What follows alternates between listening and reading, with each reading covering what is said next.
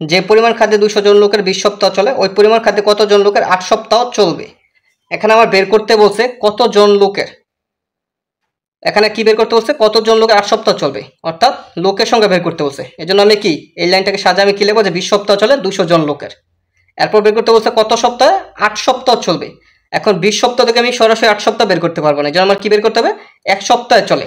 এখন 20 সপ্তাহ যতজন লোকের চলে 1 সপ্তাহে তার চাইতে বেশি জন লোকের চলবে, কারণ আমার কি খাদ্যের পরিমাণটা কিন্তু সম পরিমাণ থাকতেছে, অর্থাৎ খাদ্যের কি পরিমাণ কি চেঞ্জ হইতেছে না, প্রথমে যে খাদ্য দেখতেছে এরপর সেই খাদ্য দেখতেছে, কারণ এখানে বলছে যে পরিমাণ খাদ্যে এবং 200 জন লোকের 20 সপ্তাহ চলে ওই পরিমাণ খাদ্য, অর্থাৎ খাদ্যের পরিমাণটা সমান থাকতেছে, অর্থাৎ সমান পরিমাণ খাদ্যে 20 সপ্তাহ চলে 200 জন লোকের, আবার ওই পরিমাণ খাদ্যে 1 সপ্তাহ চলবে অবশ্যই কি বেশি পরিমাণ মানুষের চলবে। এই জন্য আমার কি যেহেতু এই জায়গায় পরিমাণটা বাইরে যাইতেছে এই জন্য কি হবে গুণ হবে, তাহলে 200 গুণ 20 জন লোকের।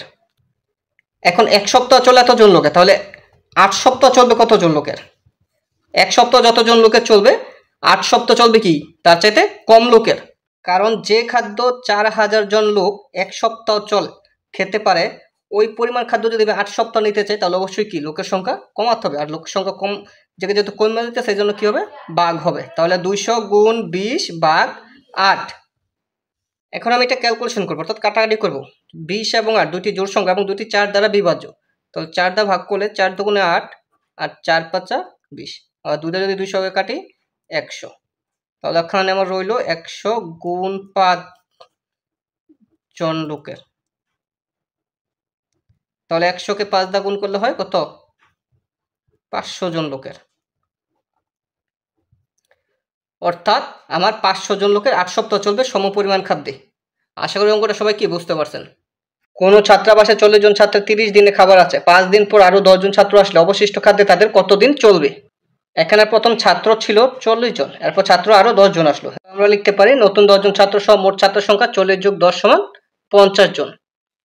এখানে প্রশ্নে বলছে 40 জন ছাত্র 30 দিনের খাবার আছে, কিন্তু 5 দিন পর 10 জন নতুন ছাত্র আসছে। এখানে 40 জন ছাত্র একসাথে তাহলে খাবার খাইছে 5 দিন, এখন নতুন ছাত্র আইসা আর বাকি 40 জন সহ মোট 50 জন খাবার পাবে আর কয়দিন 25 দিনের।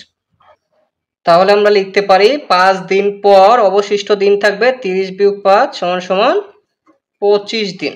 তাহলে আমরা বের করতে হবে যে নতুন 10 জন সহ 50 জন ছাত্র হলো, এই 50 জন ছাত্রের যে বাকি খাদ্য থাকে ওই খাদ্যে কতদিন চলবে।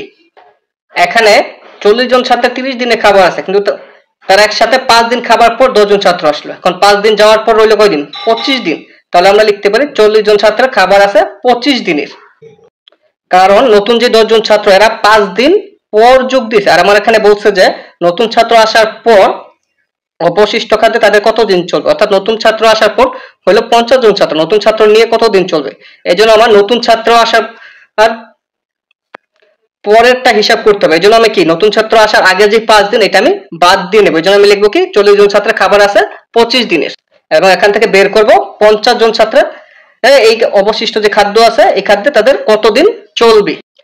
এখানে 40 জন থেকে সরাসরি 50 জন বের করা যাবে না, এই জন্য আমরা কি লিখবো একজন, তাহলে 40 জন ছাত্র যত দিনে খাবার আছে একজন ছাত্র ওই খাবারে কি বেশি দিন চলবে, তাহলে গুণ 40 গুণ 25 দিনে। এখন আমরা এই 50 জন ছাত্র কতদিন যাবে এটা বের করব, তাহলে লিখবো অতএব 50 জন ছাত্রের খাবার আছে। এখন একজন ছাত্রের এর খাবার যতদিন যাবে 50 জন ছাত্র কি তার চাইতে কম যাবে, তো 40 গুণ 25 ভাগ 50, এখানে 40 শূন্য 50 শূন্য কাটা 5 দা 25 কাটলে 5, তাহলে 5 গুণ রইল কি 4 গুণ 5, তো 4 5 হইল কত 20, অবশিষ্ট খাদ্যে 20 দিন চলবে। একটি সেনানিবাসে 1000 জন সৈনিকের 9 মাসের খাবার আছে, 5 মাস পর সৈন্যদল হতে 400 জন অন্যত্র চলে গেলে বাকি সৈন্যদের ওই খাবার কতদিন চলবে। এখানে সৈন্য সংখ্যা প্রথমে আছে 1000, এখান থেকে 400 জন অন্যত্র চলে গেল, তাহলে আমরা লিখতে পারি সৈন্য বাকি থাকে,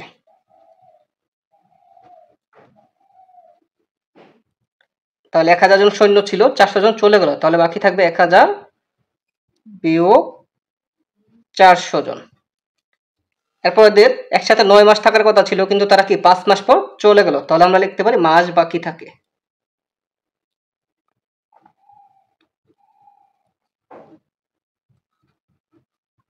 নয় বিয়োগ 5 মাস সমান সমান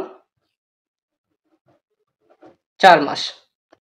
এখানে আমার বের করতে বলছে ওরা 400 জন সৈন্য 5 মাস পর চলে গেলে যে খাবারটা বাকি থাকে, এই বাকি খাবার বাকি যে সৈন্যগুলো থাকে অর্থাৎ এই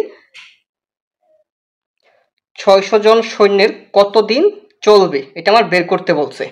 আমরা একটু খেয়াল করি, এখানে বলছে 1000 জন সৈনিকের 9 মাসে খাবার আছে, অর্থাৎ শুরুতে 1000 জন সৈন্যের জন্য 9 মাসে খাবার বরাদ্দ ছিল, কিন্তু 5 মাস পর এখান থেকে 400 জন সৈন্য চলে গেল।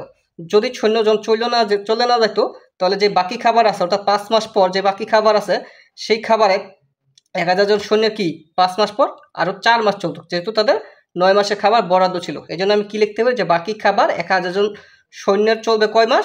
4 মাস, কারণ 5 মাস পরে তাদের 4 মাস চলবে। তাহলে আমি লিখতে পারি বাকি খাবারে 1000 জন সৈন্য চলবে 4 মাস। এখানে আমার বের করতে বলছে যে 400 জন অন্যত্র চলে গেলে, অর্থাৎ 400 জন চলে গেলে 600 জন থাকে, অর্থাৎ এই 600 জন সৈন্যের কত দিন চলবে। তাহলে আমার কি 1000 জন তো আমি ডাইরেক্ট 600 জন আমি বের করতে পারবো না, এই জন্য আমার কি একজনের বের করতে হবে। তাহলে বাকি খাবার 1000 জন সৈন্যের যতদিন চলবে অথবা যত সময় চলবে, এখানে মাস দেওয়া, অর্থাৎ 1000 জন বাকি খাবার 1000 জন সৈন্য চলবে 4 মাস। তাহলে একজন সৈন্য চলবে কি অবশ্যই তার চাইতে কি বেশি দিন যাবে, তাহলে বেশি হলে কি হবে গুণ হবে 1000 গুণ 4 মাস। এবার আমি বের করব 600 জনের হিসাবটা, তাহলে লিখতে পারি বাকি খাবারে 600 জন সৈন্যের চলবে। এখন একজন সৈন্য যতদিন চলবে, সৈন্যের সংখ্যা যদি বাড়ে অর্থাৎ 600 জন হয় তাহলে অবশ্যই কি আগের চাইতে কম সময় যাবে, তাহলে কম হলে ভাগ, তাহলে 1000 গুণ 4 ভাগ 600। এখানে আমার চেয়েছে ওই খাবার কতদিন চলবে, অর্থাৎ এরা প্রথমে সময়টা দেওয়া মাসে, এরপর চেয়েছে দিনে, এই জন্য আমি কি এই মাসটাকে দিনে নিব, আর আমরা জানি কি 1 মাস সমান 30 দিন। তাহলে মাসকে যখন দিনে নিব তাহলে মাসকে কি আমি 30টা গুণ করে দিব, এই জন্য আমি যে এটার সাথে যে মানটা পেলাম এটার সাথে আমি 30 গুণ করে দেবো। এবার আমি ক্যালকুলেশন করব, তাহলে শূন্য এই শূন্য কাটা, এই শূন্য এই শূন্য কাটা, 3টা যদি আমি 6 দিয়ে কাটি তাহলে কত হয় 2, 2 দিয়ে 4কে কাটলে 2, তাহলে 2 দিয়ে 100 করলে কত হয় 100 গুণ 2 দিন, এটা হবে দিন, তাহলে 200 দিন, অর্থাৎ ওই খাবারে কতদিন চলবে বাকি শুনে 200 দিন। আশা করি সবাই কি বুঝতে পারছেন।